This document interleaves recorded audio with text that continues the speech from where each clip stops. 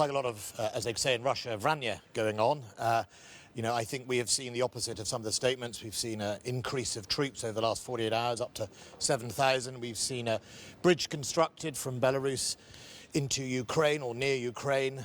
And I think we should, as I've said, we'll take them at their word, but we're going to judge Russia by their actions. And at the moment, the troop build-up continues.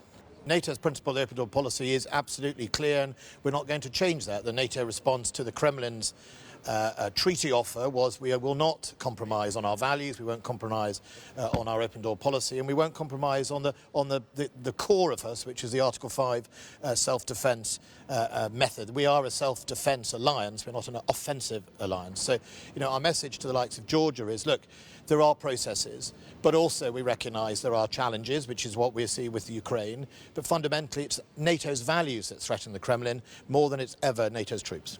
NATO Secretary General yesterday talked about the biggest crisis in Europe. Well, I think what is certainly becoming tragically normal is the Kremlin using malign activity and threats to try and get its way. And we've seen that both in the physical invasion of Crimea and the occupation of that part of Ukraine. We've seen that right now with 150,000 plus troops on the border of a sovereign state. That is not normal in anybody else's book. Of course, NATO has to respond to that. Of course, Europe has to respond to that.